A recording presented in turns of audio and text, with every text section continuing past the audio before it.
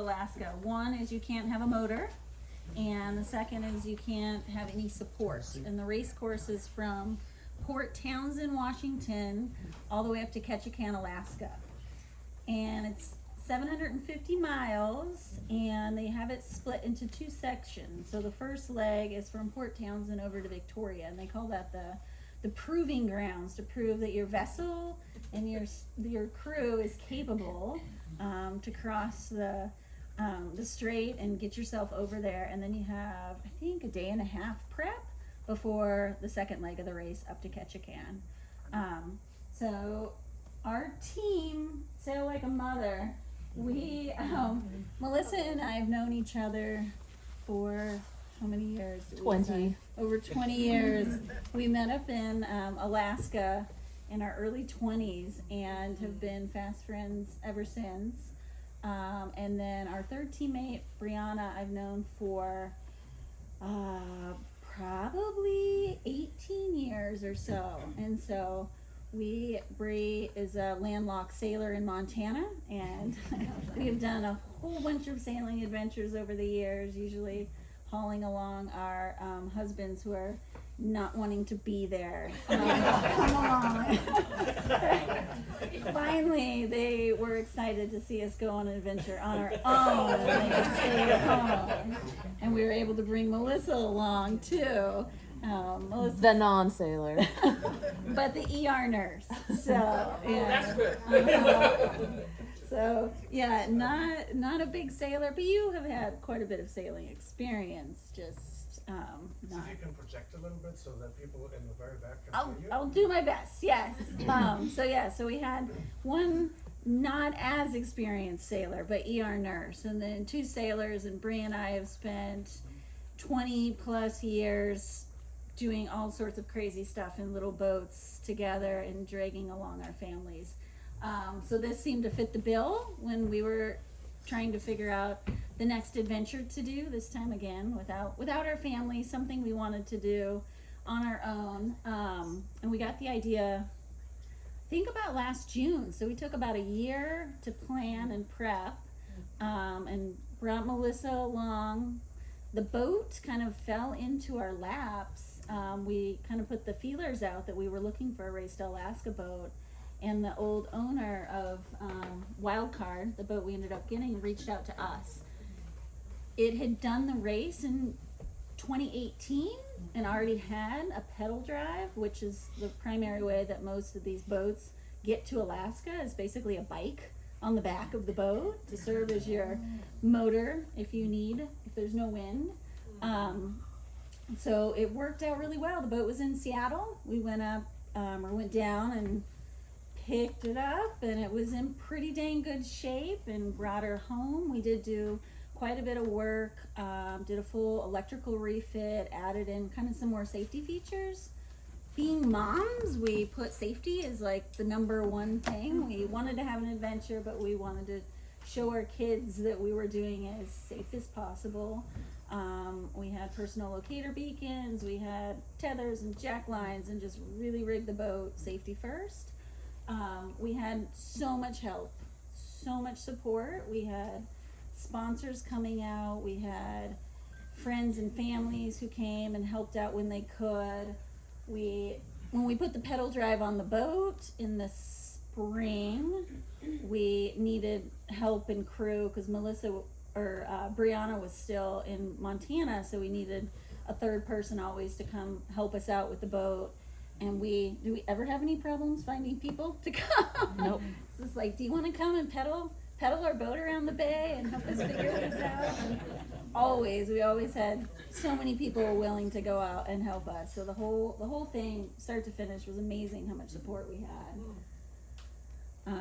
And getting the boat, the first leg is getting it down to Port Townsend. So Mary Stift was one of the, and then if you guys know Melanie Lyons, she was our other help. So the three of us took 2 days to get the boat down to Port Townsend. We had an amazing sail, and it was great to come into Port Townsend.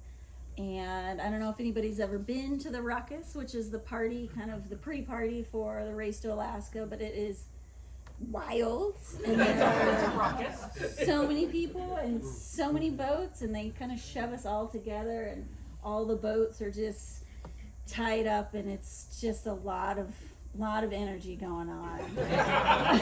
And you got your nerves and everything else, but it was very fun, but there was a lot.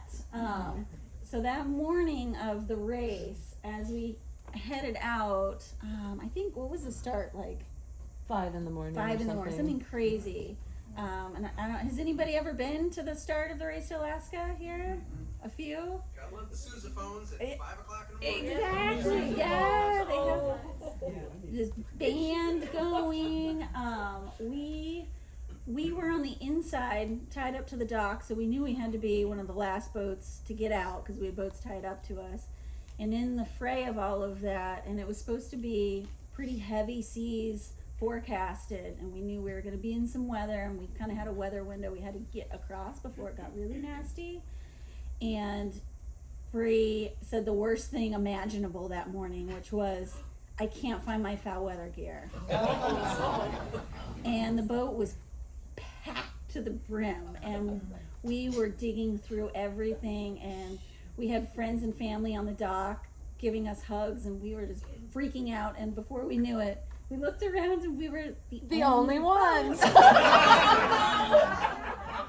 Still tied up. And so when we were leaving, we were literally the last boat out. Everybody's waving to us, which is really sweet. We didn't find her foul weather gear until we got to Victoria.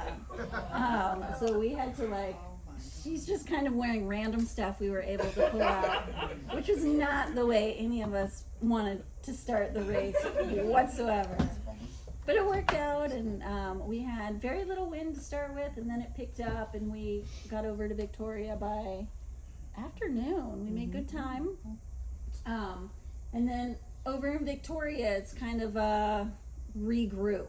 And then there's a whole nother craziness factor and parties over there, and lots of fun. But again, then the anticipation goes up a whole nother notch, because now you're doing the real big thing. And you only have like 36 hours to get ready. So there's racer parties, and the race boss is telling you you're probably gonna die, and the Coast Guard tells you you're probably gonna die, and everybody's trying to scare you for good reason, because you might die. But we got off, and it's just such a funny start too, because you're in Victoria Harbor, and the rules of the harbor is you can't have sails up for a ways. So everybody has to be on their pedal power leaving. And I couldn't find the video. We have a little video of us leaving, and everybody's rowing, and there's the guy in a little egg capsule thing who's going. And it's a really funny scene to be in the harbor with everybody going out. It's not exactly a shotgun start. It's No. more like a slow roll. And everybody's talking to each other. So I don't know, was anybody following on the tracker? They have live trackers. Nice. So these, I kind of just put in snippets of each day of the live tracker, and then I have photos and some videos afterwards. So it's just gonna kind of go along there. Feel free to reach out with any questions and ask anything too as we go. And yeah, so kind of no real flow here, but feel free to interrupt. So I might replay this again. Do we figure out how to do that? Yeah. Oh no, we do it here, right? Or Yeah, do you hit play again? So this is us. And you can see when we left Victoria, everybody else went inside. And we decided to go out thinking there might be some more wind. There wasn't. Oops. But we did decide to spend the night that night because there was no wind. The currents were against us. One of our teammates, who shall not be mentioned, was pushing us to go harder, faster. We need to keep going. And we were like, there's no need to go. There's no wind, and the current's against us. The next day, we woke up and the tracker, the some of the teams that did carry on just went and did circles all night long. All night long. Well, we at least got a little bit of sleep. Not a lot. But the next day, this is day one picture. So this is leaving the harbor. Did I go backwards? Maybe I went backwards. So yeah, this is the scene of like going out nice and slow, and everybody's rowing and pedaling and doing their whatever their alternate means are. There was one of the teams that had a guy who was hanging out the back with Flippers. flippers. They did really well. It's really strong. And what was you had to start with the pizzas? I don't remember. I'm just trying to remember her name, but the Rolex Yachtswoman of the Year. If anyone remembers her name. Anyways, we went to a presentation from her this summer, or no, that must have been last winter. And she said that they always start their races with cold pizza. So we thought we better start our race with cold pizza too. And we were looking, everyone was like, wait, you guys have pizza? We were looking pretty smart. We were running down to the boat with our pizza. Remember? And we put up our spinnaker for the first time, which was one of the first times that any of us had really flown a spinnaker, and had the media boat come right up to us, and we were like, no, we're not going to put it up. We're actually in training. We've never done this before, so. But we learned to love that sail. Day 2. So we're here sleeping. Oh, it's doing it. No, it's good. Everybody else spins in circles out there, see? And then we caught them and passed them. But it was a slow day. It was a slow day of, I believe at one point, I didn't have the picture, but Bree was actually pedaling in her bikini. It was hot. And we were covered up in a lot of clothes, mostly just for the heat factor. And there was no wind. And what was his name that passed us at that? Mr. X. If anybody followed him on the little like Hobie cat. He came paddling, like passing us, which was that was a low point. And then towards the end of that day, we had a decision to make because Whiskey Golf area, which is where they do the training with submarines, was active. So we had to avoid Whiskey Golf. So as we came up, we had to either cut in here, which is what I think almost all the racers did, but you have to avoid these islands, and there were cruise ships coming because they had to avoid Whiskey Golf too, and it was just coming at night, and we were like, no, let's just go to the open water and cross the Strait of Georgia and stay away from the islands, the rocky bits and the big ships. Because that was going to be our first night sail too, and so On we the race, figured yeah. open was better and safer. Yeah. Yeah, not get shot by submarines. So yeah, after we still going. Yeah, this is Mr. X. And so we crossed over, and everybody else you could see went this way. I think there were maybe 2 boats that crossed over with us at that point.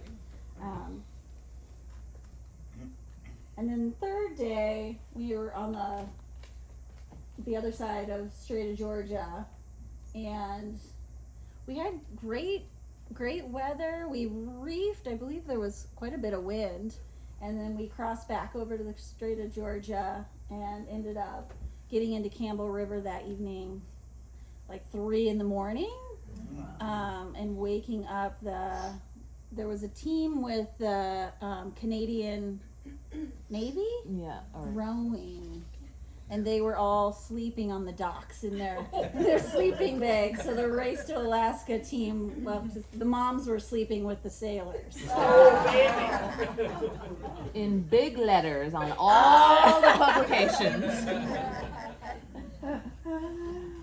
But that was a very fun day of sailing. Lots of ups and downs, and we were amazingly tired when we got to Campbell River. It was, I think this was day 3 or 4, and Melissa was faring much better than Bree and I. Being an ER nurse, she can actually like lay down and go to sleep. Anywhere. Well, and I work at night too. That's the Yeah. And Bree and I think we'd maybe gotten 2 to 3 hours of sleep a night for the last 3 days, and we were just hitting our limit.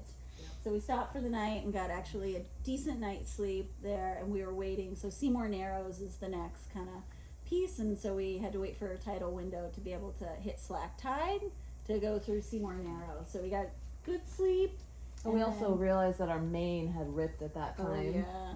But we had to make the decision of just tape it and hope it worked. But there was nobody that we could find to really help us. Unless we were going to wait like 4 days there or something. So we patched it up and Cross your fingers. we made it. And our head sail was starting to rip a little bit too at that point. I think we taped it up. So we were all, ourselves and the boat were starting to get a little worse. Afraid. At that point. What kind of tape are you endorsing? Yeah. What did we even have? The tape that Dave at Bellingham Sales told us to have. It was clear. That's good. So when we went through Seymour Narrows, we hit slack so perfectly that Melissa didn't even know we had gone through Seymour Narrows. And was quite disappointed that we were like, wait, that was it? I never even had to put my chocolate down. It just was so easy. And yeah, it's funny, things get a little fuzzy from this time of like sleep deprivation, and I don't quite remember.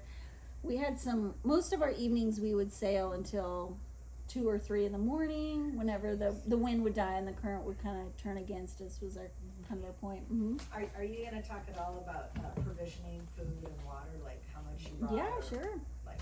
Like did you bring it all at the beginning, or was there points along the way where you were going to get reprovisioned? Well, it's sort of hard because you can't really get outside support, right? So you can't like have people bring you stuff. We just had to decide how long we thought we might be out there, and we decided it was going to be anywhere between 6 days and 21. So we decided to just plan for 10 days, and if we went longer than that, that maybe the not having food would motivate us to go faster. And then we ended up eating 1, maybe 1/12 of what we actually thought we'd eat in a day. So our 10 days of food actually was more like 40 days of food. So it's kind of a crapshoot. And water? What did you do for water? We took 30 gallons in jugs, and then we knew we could fill up at a couple of places along the way, and we just tried not to fill up just to keep the weight down, but we knew that we would be able to if we needed to. Some people go a lot scarcer and really skimp, but we weren't really that into skimping on things like water. We weren't trying to chocolate. go that. We did bring It wasn't our style. One of our sponsors was Colshin, so we did have quite a bit of beer as well. Everything was for 10 days, so we decided how many beers each of us needed every day for 10 days. Yay, girl! I'm liking this. Are you doing it next? Yeah. How many days did it take you? I mean, 10 and a when you said half. 4 to 10 and a half. Yeah. Which And is kind of exactly what I thought it was going to take us. I was thinking more 14 was our Brie and I's goal. Someone was a little racer. The non-sailors. Yeah, I was going to say. the ER nurse who has the speed. That's right. You never know what's coming. And yeah, I forgot to mention, so we were on a Santa Cruz 27. The cabin had 2 cots and just a gimbaled 1-burner jet boil that we fashioned. And that was the only thing really that was interior of the boat. We had minimal electronics, like I said, focused on safety, no luxuries whatsoever. No head. We had a bucket. There's no That never got used. that never got used. So if you can think of a bare bones boat, this is probably even more bare bones than that. It was very, very, very minimal. But in the end, that's really all we needed, we found. And I do have some pictures of the inside of the boat, I think at some point.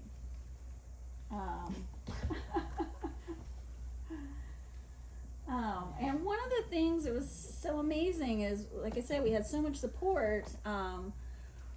We had friends organize little notes and little gift packs for us to open up along the way. So we had so many things, so many letters to read, so many drawings from our kids, from other people's kids, from strangers.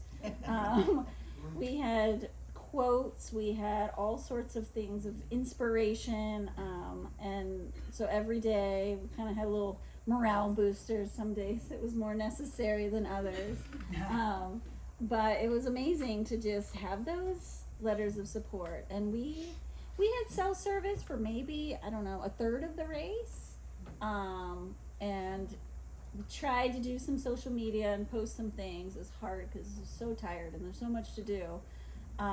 But it was amazing how many people were following too, and it was really amazing. Like Bree's high school teacher who she hadn't talked to, you know, it was just like the most random people. Like, oh my gosh.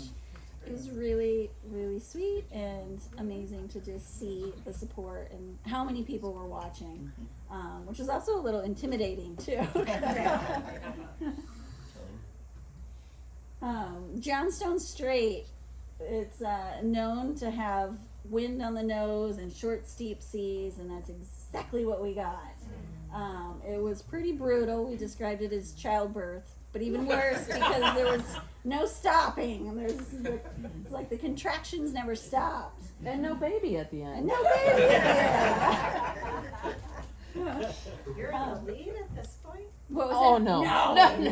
Oh no, she said, oh no. Yeah. We were just so far behind. We were in the lead of the slow boats. Go girls. And this is, I feel like, one of the points we like kind of jumped ahead a bunch of the other boats, and I think, I mean, we tried to only stop and sleep fairly minimally, like 3 to 4 hours at a time, and keep going. And if we had weather windows, we'd push as hard as we could. And when we went around Cape Caution, which is one of, you know, can be one of the biggest weather issues, I think we had fairly perfect conditions. Like, I think we pedaled. We had for to a lot of pedal it. around Cape Caution. Yeah, it was like, and then right behind us there was a bunch of boats that had tons of weather that had to go tuck back in. So in Queen Charlotte Sound. So it's really crazy how differing the weather can be just by a few hours too, in that particular area. Did you have one pedal? I mean, was one person on the pedal? Okay. Yeah.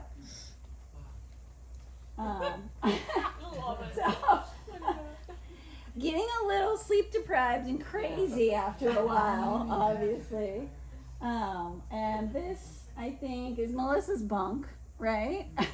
Up forward, so you can see it's On very the sails. spacious. And I think this is a video. So one of the highlights of the trip, people always ask, and it was moments like this.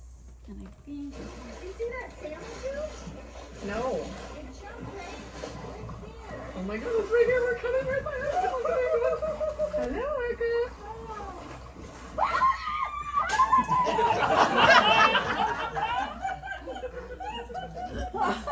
Wait, we gotta do a circle. Did you? We did actually. Oh yeah, we went back. We saw Orcas probably Handful. 3 or 4 times. But it was just amazing, and whales everywhere. And we were greeted by doll porpoises coming in to catch a can that kind of came and rode along next to us on the boat. So the marine mammals were really special And just to be out there amidst it all was just indescribable. Oh, there's the bicycle. Yeah, some Melissa on the bike, opening up lots of care packages, drinking some beer from our Colshan sponsor. We had a backpacker pantry sponsor us as well, so we ate a lot of dehydrated foods. But we were so appreciative. And lots of evenings pedaling the bike under the moon, which is pretty special. After Cape Caution, you come up along Calvert Island, and then Bella Bella is the only, well, there's Seymour Narrows and Bella Bella are the 2 checkpoints on the race. So you have to go through those points. So as we came up, we did a lot of night sailing, I think, on these few days. And we just had a beautiful run, sailing wing on wing down into Bella Bella. Pulled over, I think I have pictures of the ricketiest dock you've ever seen of Bella Bella. We had heard that there were milkshakes and burgers at Bella Bella, and we have been talking about these milkshakes and burgers for days, and that's like filled our minds. We were like, we can smell them. We get to Bella Bella, and the restaurant's closed. The guy never showed up to work that day, and to get milkshakes, you had to like go across and around the corner, and we were so defeated. But we went to the grocery store and got bread or something. I don't know. We were just like, Pickles and yeah. carrots, actually. Yeah. We were still very excited to go to a grocery store, pick up some fresh things. The media team was there waiting for us, which I don't know. After like 8 days on the water, not super excited to see a camera in your face, but they were very nice. They did an audio interview, which I don't think they ever did anything with them. And then this guy, Adam Cove, was on Team Wildcat. He single-handed a Marshall 18 catboat, and he was neck and neck with us almost the whole race. He didn't sleep, and so we go to sleep, and he'd get ahead of us, and we get up, and then we pass him, and we go to sleep, and he'd get ahead of us. And he was just the nicest guy, and we chatted on the VHF with him All the time. most Just days. shooting the shit. Yes. He also had Starlink aboard, so we were like, hey, what's the matter? This for us? Yeah. But he was fun to have. I think that's one of the things that makes this race so special is just the other racers. And we had many times where middle of the night, all of a sudden we'd come along another Race to Alaska boat. And it was just wild that on such a large expanse of water, you'd still be running across each other fairly regularly. How many entrants? There were, I think 40-ish. Maybe someone can correct us. But and I think about 10 didn't make it, which I think is a bigger, I think usually it's around half, something like that. Yeah. And so getting towards day 9, again, it all kind of runs together. Lots more sailing at night. We learned to finally sail our spinnaker with a bit of, ease by the end. you can see our solar panel there. We always were running our solar panel. We really upgraded the, put lithium and 300 amp hours of lithium on the boat with the anticipation that we might not get that much sun, and wanting to run AIS and just our other electronics were pretty key. And we ended up not needing, we still had plenty of battery when we got up to Ketchikan. But if there hadn't been sun this year, we might have been pushing it, but I think the overkill was great. Peace of mind, for sure. I think this is a video. I think I just threw some random videos in here.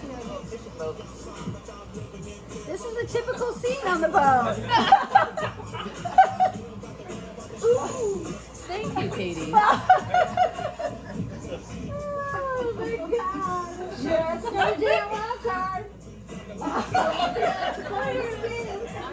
This is what we do all day long.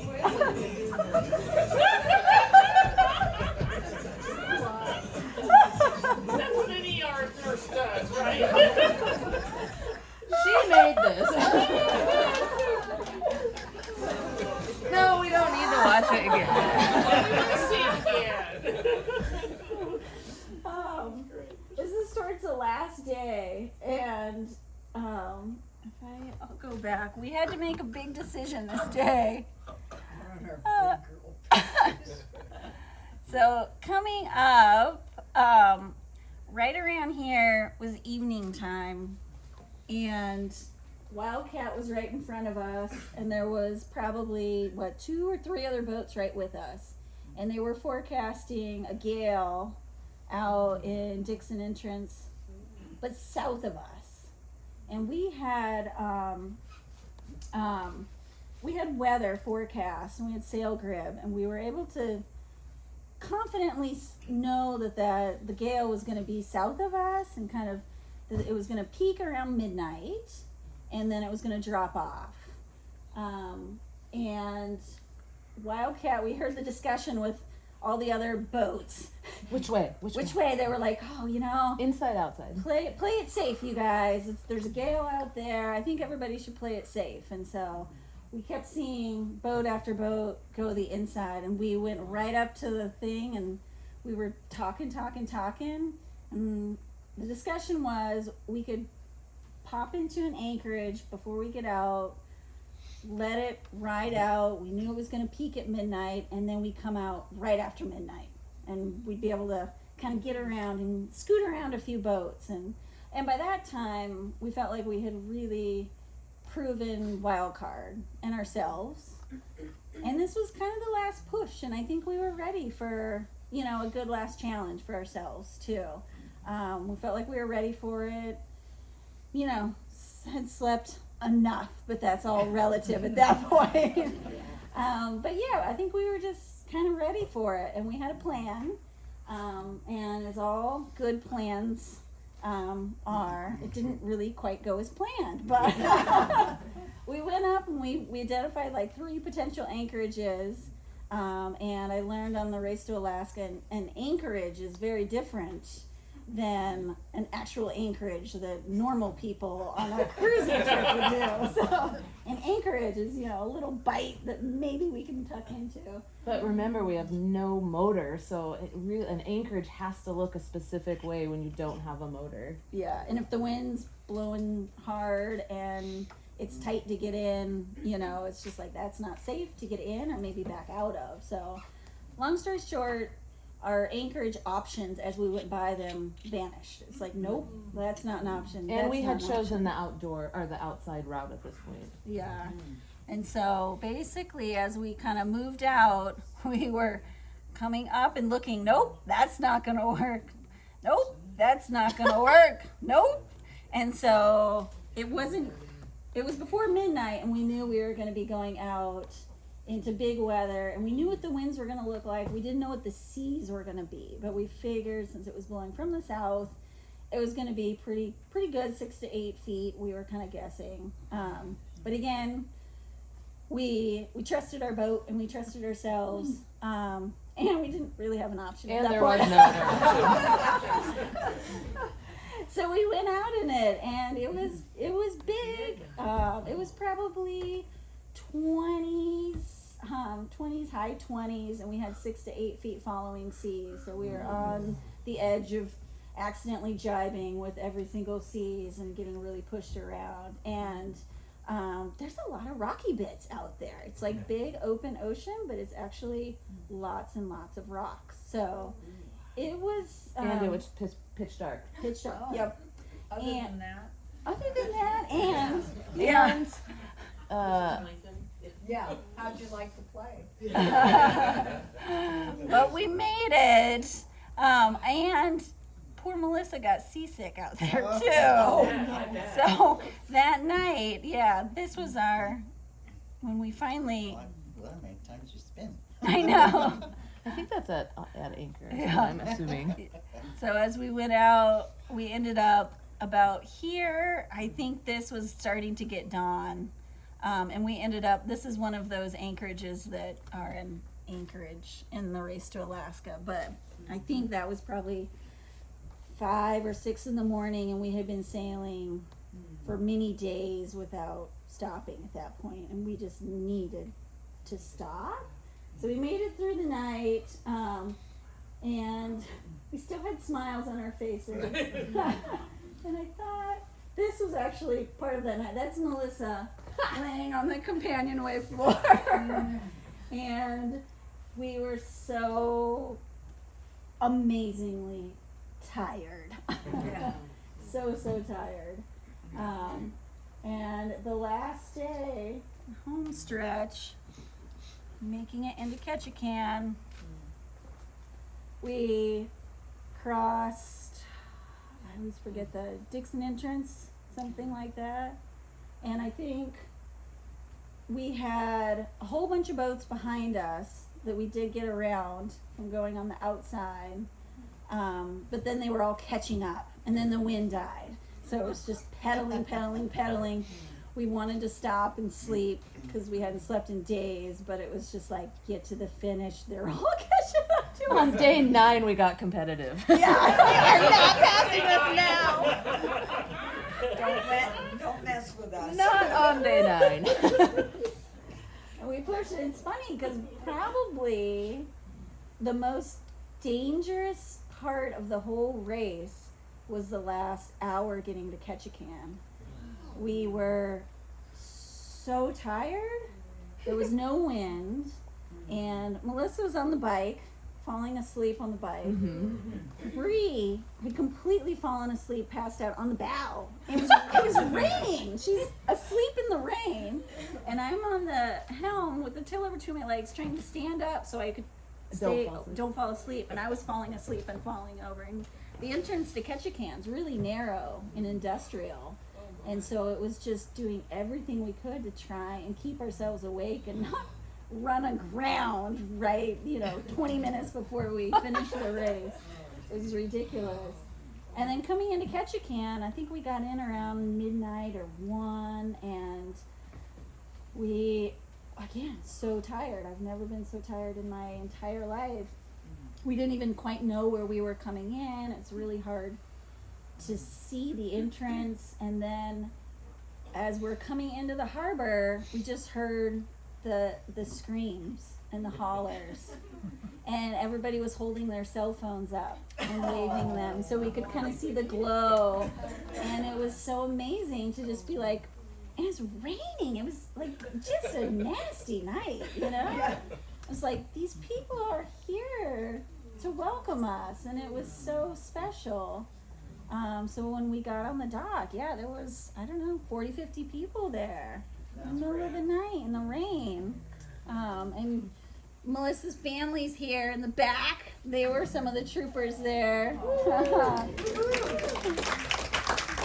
And we had also forgotten that they do Facebook Lives when you finish too, which is horrible to have a camera shoved in your face. Oh my gosh. But we made it in. Oh, here's some more random videos. So I think this is in the middle of the night when we were crossing. Yeah, there's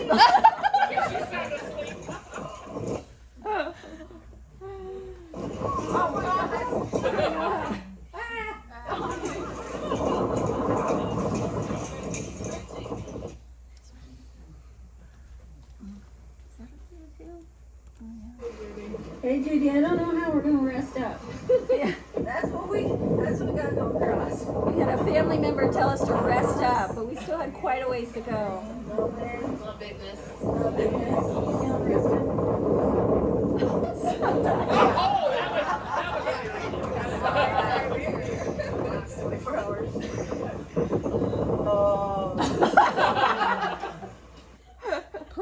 this be done soon.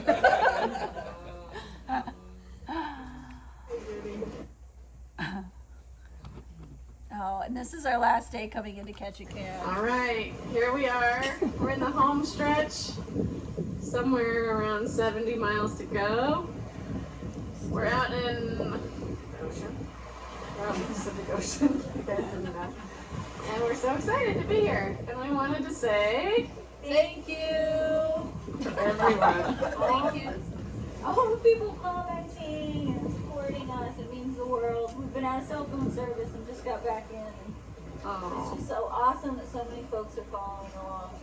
yeah, it gives us a lot of motivation when we get back to cell service and see your support. So thank you to our followers and our sponsors and our families and our friends. We are so happy that you're with us. See you catch again. Woo, almost there. All right. So that's us. How much sailing versus pedaling? Probably a third, a quarter to a third we pedaled. Would you say? Something like that, yeah. And then as we finished up, this is the next day. Sailing versus pedaling. Coming back to the boat, we spent a night at a hotel, which was amazing. And then this is me coming back to the boat and how disgusting it was. Oh, God. We're wild card. We'll get you back into shape.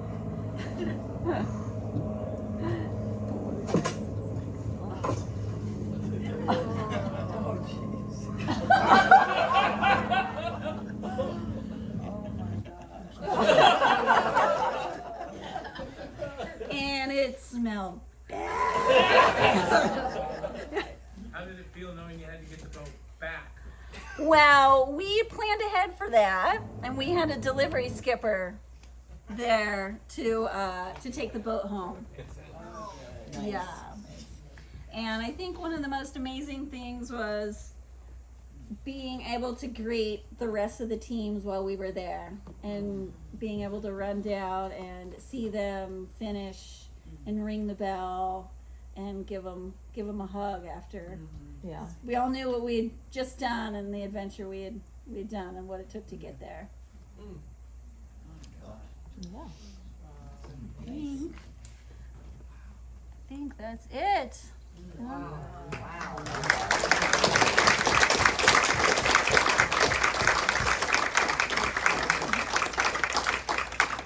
So the big question is, would you do it again? Yes. Yes! Yeah. Same boat? So, this was an adventure for you, but did you ever have visions of the steak knives or the? Yeah, what was your We had 3 goals. One was not die, was goal number 1. Make it home to be mom still. 2, get to Ketchikan, because it was going to be really logistically awful if we didn't make it to Ketchikan. And 3, stay friends. And we stayed excellent friends, and that, I think, is not always true for all teams. So we accomplished all 3 goals. Because you were women. Yeah. Sorry, But guys. steak knives were never on our mind. That would have meant other people really something bad happened. if we had gotten steak knives. And the boat has now been sold to one of my boat partners, Melanie Lyons, who's part of the club, and I think she's okay with me saying we're going to do the Washington 360 with Wild Card next year. So myself, Melanie, Stephanie Campbell, if anyone knows Stephanie Campbell, she races Wild Rumpus, which is her own Santa Cruz 27. So at least the 3 of us will be doing the Washington 360 next year, which is very exciting. Yeah. What did you play? What did we play? Oh, 14th, I have no think? idea. 14? I think we were right in the middle. Yeah. Yeah. Craig probably knows. No? You were ahead of the 4-person pedal kayak. Yeah, I don't think you mean I don't think they finished. unfortunately. Yeah.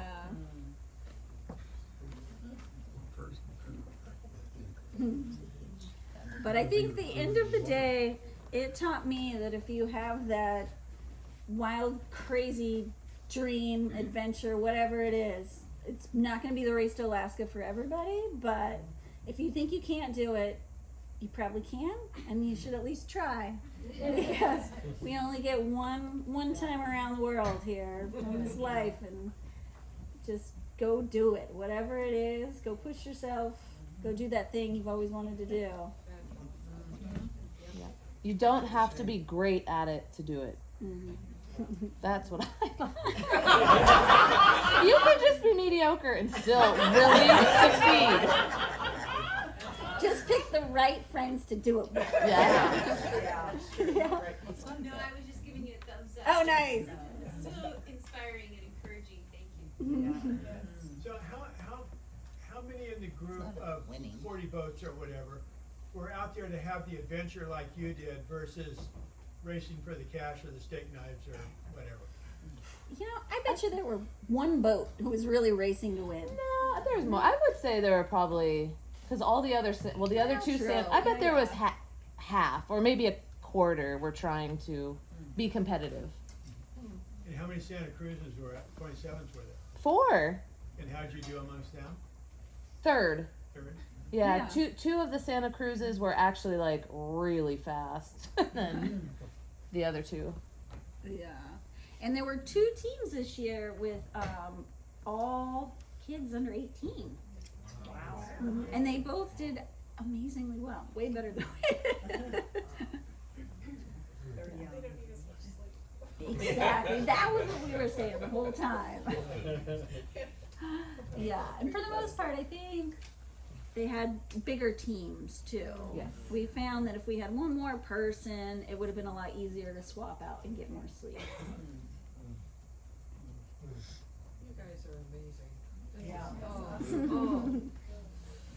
It's really fun. Yeah, if anyone ever is interested and wants to ask questions, you know, we'd happy to talk to you about things that worked for us. If you're not interested in being competitive, we are team to ask questions. Yeah. I'm curious, were there any elderly people racing? Yeah. Yeah. That's relative. What define that? 80. There was one team, Team Norepi or norepinephrine from Canada. That was a father-son, and I think he had done it 3 times. The father, I would guess he was in his 70s. There was a gentleman on one of the winning boats who was in his 80s. So Yeah, second place boat had an 80-year-old. yeah, Wow, that's great. and there was a boat with a 14-year-old on it. So And Mr. For a fourth? Yeah, Mr. X, who did it solo on a tandem. He's in his 60s, 70s. yeah, yeah. That's really cool. Did he finish? He did. Yes, he did. He did.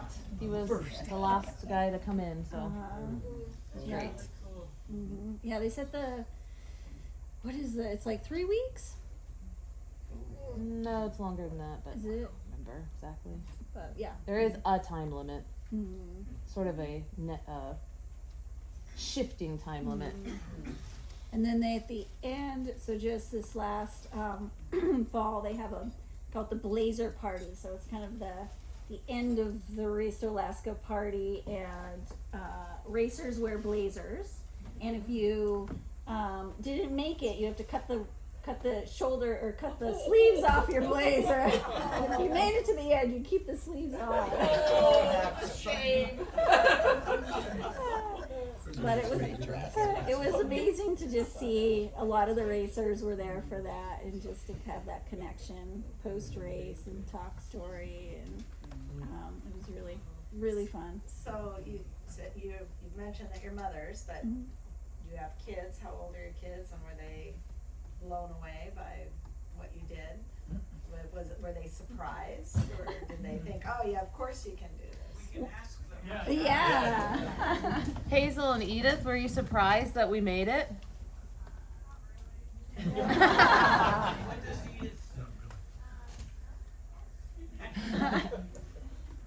They're all Hazel is the eldest of the 4 or 5 of them, and they are 13 years old. But I think our kids all knew that we could do it. We all knew that we could do it. One of the reasons I did it was because my son, who's 8.5, didn't think I was tough enough to. So I know, it was a good little pressure. Yeah, that's true. Yeah, so I mean, that was one of the reasons. I've always been slightly obsessed with the race and just the craziness of it all. Yeah, and I always wondered, am I tough enough to do it mentally, physically, sailing ability? And had you sailed those waters before? I've been on power boats on those waters, but I hadn't sailed them before, and I've been sailing for most of my life, but nothing quite like that. But I mean, there's nothing really to compare it to as well. Yeah. So yeah, and then Bree has 2 kids as well, a son and daughter who are, let's see, probably like 6 and 12, somewhere around there. Yeah. And so they were there for the race start. All of our kids were there for the start, and it was I think very empowering for them to see their moms not just as moms, but doing this thing that they set out to do a year ago, and it really took almost a whole year of preparation and planning, and there's so many logistics that go into it. So I think it was great. Mm-hmm. And now Finn thinks I'm tough enough. Did you guys talk about, or I have a quick story of how you guys got connected on the race and how your team was formed? Yeah, go for it. So Katie and I, friends, and we were talking about boats, and I have some strong opinions about boats, and I'm in the hot tub and where I get most of my best work done. I was texting Katie about, doing on Santa Cruz 27 or Hobie 33 or Olson 25 or whatever. And Melissa walks by me and she's like, what is this? What are you talking about? Because at this point, it was just going to be Bree and I. It's a 2-person team. Yeah. At this point, yeah. And Melissa kind of walks by and she's like, what are you texting? What's this conversation going on? I said, oh, well, Katie's going to do this race to Alaska or whatever. And then Melissa kind of takes off in the house, and then a text conversation at the exact same time is going. I'm going, Melissa, she didn't tell me she was doing the race to Alaska. She hasn't invited me on the race to Alaska yet. That's right. And then it was like within an hour, you had the boat decide. You made a decision on the boat and the rest of your crew. Is that correct? Yeah. Because Bree and I were going to do it on a much smaller boat, and then, as I said, the previous owner of Wildcard contacted me saying, I have this Santa Cruz 27 that's proven. And I was like, that's too big of a boat for 2 people. We would need a 3rd crew. I don't want to go just finding some stranger. You know, we need someone vetted, and I can't think of anybody who'd be crazy enough to do this. And there you were. So I was like, thank you, but no thank you. I don't have a 3rd person. And then Melissa was like, you You didn't invite me? I'm coming with. And I was like, whoa, if that's the case, then we got a boat. So that all happened, yeah, very, very quickly. Like, it was meant to be. That's awesome. You guys are rock stars. Can we have your autograph? We were given a huge opportunity, and it's a privilege to be able to, especially in your mid-40s, when you're busy with full-time jobs and busy families and all these other things, to be given the opportunity to just step out and do this thing that was only for ourselves, and to be gone an indefinite amount of time. I do not feel like a rock star. I feel like the luckiest person on earth that my family, was willing to do this, and that we had the means to do it. And so I just feel super lucky that I don't think there's a lot of people in the world who can take these sort of opportunities, but we got to, and we're so happy for that. And I think there's a lot of insight you gain from stepping away from reality in the world of paying bills and taking the garbage down and being able to be so immersed in nature and be so present and almost like a meditative state on end for so long that you get a lot of bigger picture clarity in the world. And I think that's important. And I wish we all had the opportunity to do that more often. Mm-hmm. Same way, for sure. Especially, yeah. Mm-hmm. Yeah. Was there more pedaling involved than expected? Or were you expecting about that amount of pedaling? I feel like we didn't know what to expect. Every year is so Yeah, different. it totally depends on what weather you get. In some years, it's a lot windier and wetter, and we had a lot of sun and a lot of really calm days, so we pedaled a lot. Mm-hmm. But the boat, we were able to move the boat about 3 knots or so under pedal if it was good conditions, pretty premium conditions. So, yeah, it was, not nothing. I mean, it's a slow walk, but it's pretty good for a sailboat. That doesn't have any sails up. Yeah. But the boat was amazing. We had no boat issues really whatsoever. We felt like we prepared her really well. Santa Cruz 27s are very just solid boats. There's no through holes. There's nothing to really go wrong because It had no engine, so there's that's no usually the engine. problem. Yeah. There's not much on the boat to begin with, which is a good point. But yeah, it was good. And the boat made it back down safe and sound. So who here is thinking of doing Yeah. R2AK? Come on, Olivia. All right. Hi. Nice. Yeah, we'll reach out if you guys have any questions. Want to pick our brains. Thank you.